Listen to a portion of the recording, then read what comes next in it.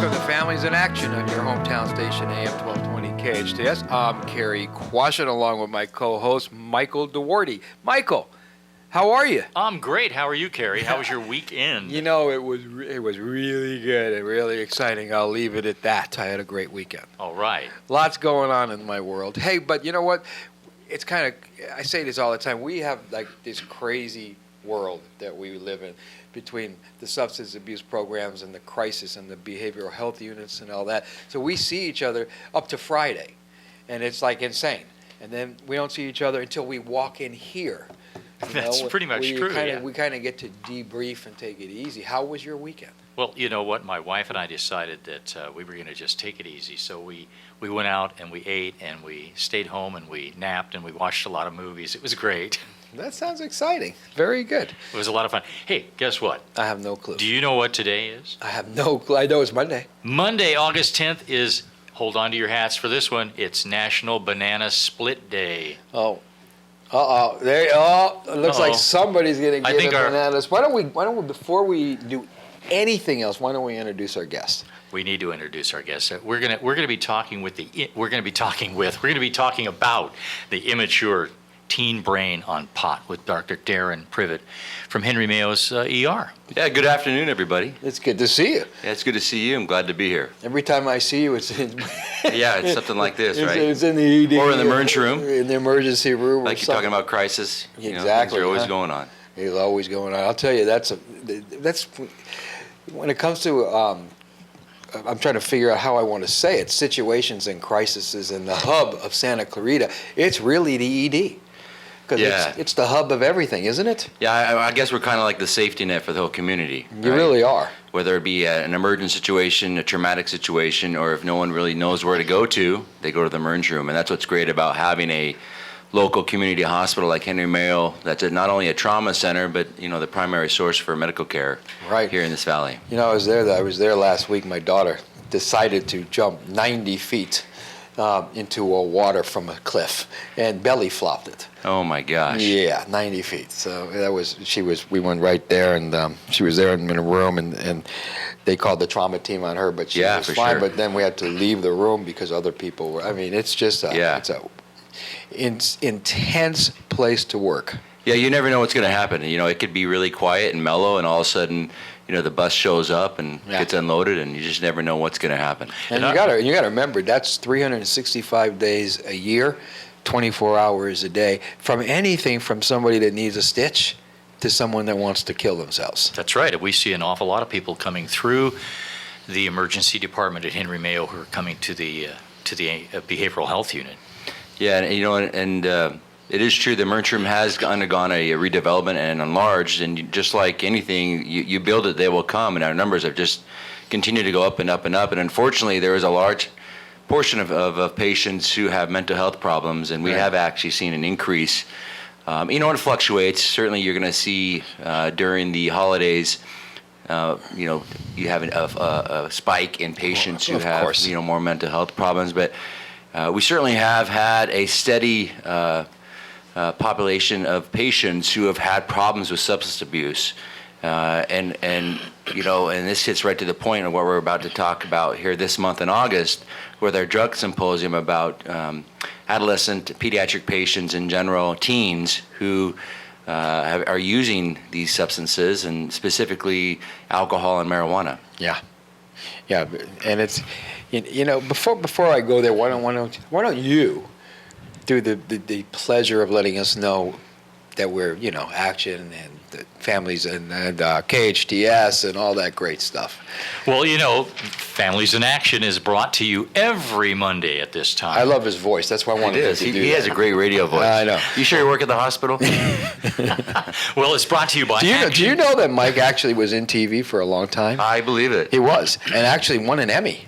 Oh, really? For some stuff. As a videographer. Oh, wow. Outstanding. Yeah. Then I got an Emmy nomination for location lighting direction. Oh, wow. And then I decided to become a screenwriter, and I actually wrote and sold family adventure screenplays. Oh, so cool. Yeah. I play a doctor on TV sometimes. No. I wonder why. There you go. Okay, Cary, would you like me to continue? I would, Mike. I'm just messing with you. We'll try this once again. Families in Action. is brought to you every Monday about this time by Action Family Counseling, alcohol and drug counseling for teens and adults, and by the Action Family Foundation. And we have to give a special thanks to KHTS AM 1220, your hometown station, without whom we would not be here, Cary. We'd be talking on a tin can with strings. We've been here over 12 years.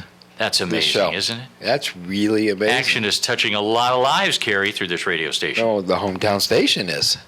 Absolutely. They are. It's it's really a team venture. It's a team deal, man. We couldn't do it without them. So we're extremely grateful for the opportunity to be able to reach out to the community and give out some great information. I always believe information, knowledge is power.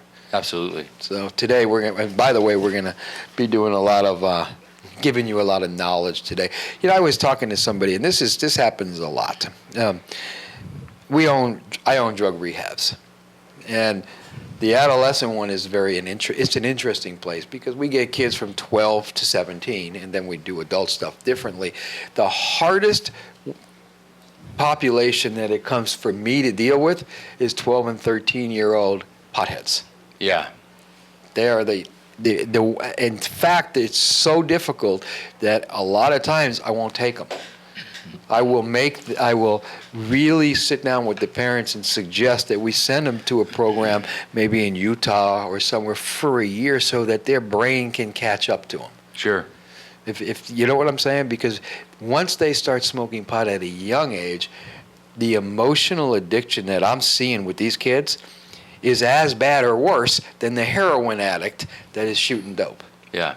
And we'll talk more about that when we come back from break. This is Families in Action on our hometown station, AM 1220 KHTS. Welcome back to Families in Action right here on AM 1220 KHTS, your hometown station. Today we're talking about the immature teen brain on pot with our special guest, Dr. Darren Priven. And Cary, Privet, I'm sorry. That's okay. You can call me Where did Privet. that come from? It's a privilege to be You're here. putting him in prison now. I'm sorry, Darren. No problem. Privet. Cary, I was just going to let you know, to lead into this, public opinion across the nation seems to be relaxing towards the perception of the harmlessness of marijuana. But one fact remains: the effects of the mind-altering drug on the still developing teen brain can be irreversibly damaging. As teens enter their formative years prior to adulthood, their minds are still evolving and their cognitive processes are still taking shape. The impairment of marijuana takes of these underdeveloped minds, and it clouds the thought process during this important time. The immature brain on pot cannot effectively process, and the results, and this is important, can last a lifetime. It's frightening stuff. I mean, it's like Dr. Privet was saying earlier. It's our thinking about marijuana today. And first of all, let's get it straight. It's not the same drug as it used to be. Yeah. Used to be, and Right. here's some facts for you. Used For sure. to be 0.3 milligrams THC. Now, when you took a hit off of a bong or a pipe, it was 0.3 milligrams of THC, the drug that gets you high. Now, if you take the same hit off the same pipe, it's between 25 and 30% THC. Yeah, it's a lot stronger, for sure. Edibles now are going to, listen to this, 80 to 90%. Yeah. THC, along with the oils. It is nothing even close to what it used to be. That's a big wow, and people sit there and say it's no big deal. It's no big deal. It is a big deal, and that's why we're here. And I think that's why the city recognizes it, and that's why we need to make sure that we educate the community. And unfortunately, being a physician, I have to put some blame on our profession. I think some of us, the doctors, are part of this problem. And, medical marijuana and this whole thing nationwide of making it legal, and this whole rush for medical marijuana and trying to scientifically figure out a way that we can use this compound to treat different ailments has added to the problem. I mean, let's pick that apart for a second. Sure. I mean, somebody's got cancer. Yeah. They're dying. Right. I get it. Yeah, I get it too. I get it. You've tried everything that you possibly can do for a certain ailment and nothing works, and you're at the end of the rope and you're looking for an alternative therapy. then yeah, I get it. Right. But you got a 17 or a 19-year-old that says, I get headaches, I can't sleep. Right. Come on. Exactly right. A 22-year-old with chronic back pain. Yeah, right. You know, who hasn't even tried to take any type of physical therapy, hasn't even had any type of X-ray, can go to you know, and like I said, we're part of the problem. Go to pretty much anywhere and get this medical marijuana card, Yeah. and they need to regulate that. Well, but it's kind of like in the old days. When I've been sober 34 years, and when I was out using, there was script doctors all over the place, Sure. and people would line up down the street, and there was really no way to keep track of that. Now there is many ways of keeping Sure, track of yeah. that, and the docs aren't being able to do that. Yeah. But when it comes to the medical marijuana, I mean, people are just prescribing it now. Yeah. So it's how do you deal with that? Yeah, good question, because like I said, it kind of puts a stain on our profession, you know, and we have to uphold the Hippocratic Oath and do no harm. Right. But I think we're causing more harm than good. Yeah, and I hear a lot of times people talking, well, you know, there's way too many pills, there's way too many this, docs are doing that. Sure. And I have an argument with that, the opposite. My thing is you can't see pain. Yeah. So when somebody walks into a doctor's office and says, I'm hurting, how Right. does this doc know if he's hurting or not? I mean, you got to take people at face value. Yep. To a point until you learn who they are. Yep. And a perfect example, I was at Henry Mayo once, and I was with my kid, he was hurt. Sure. And I was in Henry Mayo, if you go to the ED, there's curtains, and you could actually hear what's going on behind you. I just have to go this direction because somebody said something that was just amazing. And I was listening to this guy talk to a doctor, and the guy said, I don't remember what he says. Something happened to his prescription. The dog ate it, or this happened, and Sure. he lost it, and I just need 6 more, and I'll be okay. So I see my doc, and the doctor said, oh, wow, that's really terrible, and really, this is terrible. And then the doc grabbed his chart and started reading the 15 times that he came in the last month to get painkillers. By the way, that was you. Oh, was it? That was you. Claiming that his dog had eaten the. And you said the only thing I'm going to give you is a referral to rehab.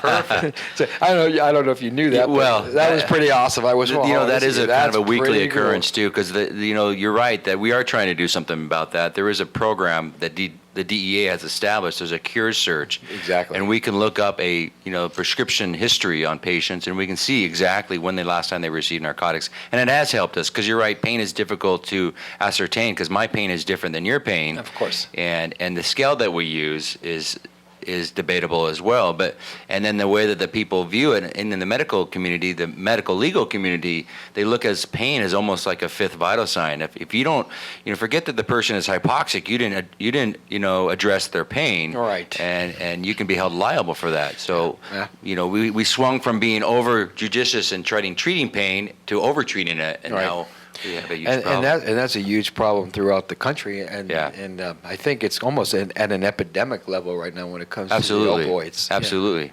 And I think that's why we addressed it last year when we had the symposium last year with that pills kills, and it was about, the focus was on prescription pills, because as you know, the community gets addicted to these narcotic medications. Right. No doctor's going to prescribe it, they run at it, so they go to heroin, and that's why we've seen a huge spike in that. Pills are way too expensive. The heroin Yeah. is extremely cheap, and Yeah. it's the same kind of drug. It really is. It gets you the same high, and it's fast. Right, and that's the scary thing about marijuana, that it's so prevalent. You can get it anywhere, Anywhere. and it's cheap. Yeah.